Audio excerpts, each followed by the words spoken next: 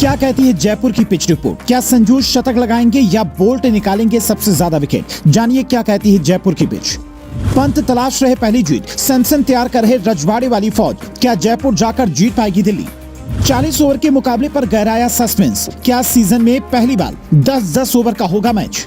28 मार्च की शाम 7:30 बजे जयपुर की पिच पर राजस्थान रॉयल्स का मुकाबला दिल्ली कैपिटल्स से होगा। राजस्थान रॉयल्स का जोश जहां लखनऊ को हराने के बाद आई है, तो वहीं दिल्ली कैपिटल्स के खिलाड़ी पंजाब के हाथों मिली हार से हताश दिखाई दे रहे हैं। ऐसे में दोनों टीमों के बीच में खेले जाने वाले मुकाबले में किसकी जीत आसान होगी और किसे मुश्किलों का सामना करना पड़ेगा, ये समझना बेहद जरूरी है। इसीलिए सबसे पहले नजर डालते हैं पिच रिपोर्ट पर, फिर दोनों टीमों के हेड टू हेड आंकड़ों से लेकर प्लेइंग 11 तक की बात करते हैं। जयपुर के सवाई मानसिंह की स्टेडियम की बात करें तो Sawai Mansingh stadium Jaipur pitch report. यहाँ की पिच बल्लेबाजी के लिए अनुकूल मानी जाती है, लेकिन नई गेंद से गेंदबाजों को भी शुरू में मदद मिलने के आसार हैं। मानसिंह स्टेडियम में कई बार हाई स्कोरिंग मुकाबला देखने को मिलता है, क्योंकि एक बार गेंद हल्की पुरानी होते ही बल्लेबाजों के लिए शॉट लगाना काफी आसान हो जाता है। इस पिच पर टॉस की भूमिका काफी अहम होती है। इस मैदान पर अब तक कुल 52 T20 मुकाबले खेले जा चुके हैं, जिसमें से 34 बार दूसरी पारी में बैटिंग करने वाली टीमें जीती हैं। पहले बल्लेबाजी करने वाली टीम को सिर्फ 18 बार सफलता हाथ लगी है।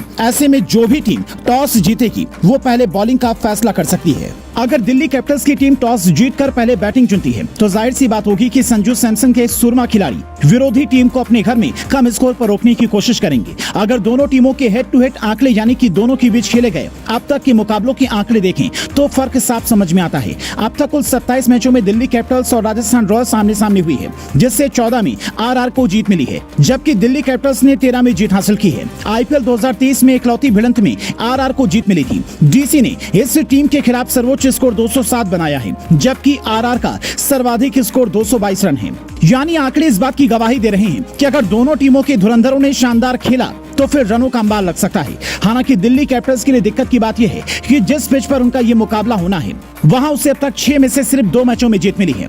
अगर राजस्थान ने 200 के पार का टारगेट दे दिया तो फिर उसे चेस करना पंत की टीम के लिए इस मैदान पर मुश्किल हो सकता है। हालांकि इस टीम के खिलाफ पंत का अब तक का प्रदर्शन शानदार रहा है और वो लंबे वक्त के बाद वापस लौटे भी हैं, तो हर फैंस यही चाहेगा कि पंत यादगार पारी खेले। पहले मुकाबले में उन्होंने कोई ऐसी यादगार पारी तो नहीं खेली है, पर फैंस यही देखकर गदगद उठे हैं कि उनका हीरो वापस आ चुका है। रनों का अंबार भी लगाएंगे और विकेट के पीछे से गेम भी बदलेगा। हालांकि ये तभी हो पाएगा जब इंद्रदेव मैच में कोई खलल न डाले।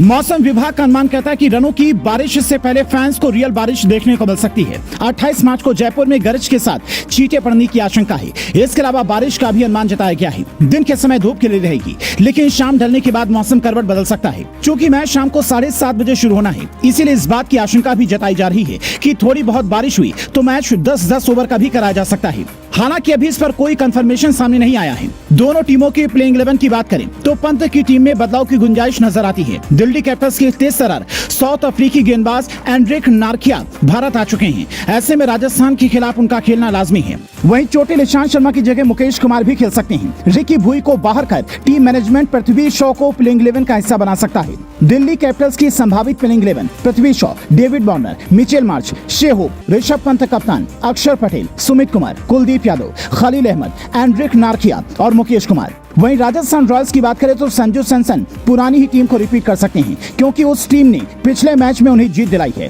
राजस्थान रॉयल्स की संभावित प्लेइंग 11 यशस्वी Jaiswal, Jos Buttler, Sanju Samson, Riyan Parag, Shimron Hetmyer, ध्रुव जुरेल, रविचंद्रन अश्विन, ट्रेंट बोल्ट, आवेश खान, संदीप शर्मा, यजवेंद्र चहल और नांद्रे बर्गर। क्योंकि दोनों टीमों के कप्तान एक विकेट कीपर बैट्समैन हैं और पंत ने पहले ही मैच में जितेश शर्मा को स्टंप कर यह बता दिया कि अभी भी उतना ही एक्टिव हूं, तो फिर संजू के लिए आने वाले दिनों में मुश्किल खड़ी हो सकती है। क्योंकि दोनों के फैंस के बीच में अक्सर बहस होती रहती है कि हमारे फेवरेट स्टार को टीम में जगह मिलनी चाहिए, तो ये आईपीएल मैच भी ये समझने के लिए बेस्ट होगा कि किसमें कितना दम है। अगर पिछले मुकाबले की बात करें तो पंजाब किंग्स के खिलाफ खेलते हुए पंत ने 2 चौकों की मदद से 13 गेंदों में 18 रनों की शानदार पारी खेली। तो वहीं संजू सैमसन का प्रदर्शन लखनऊ के खिलाफ बेहद शानदार रहा।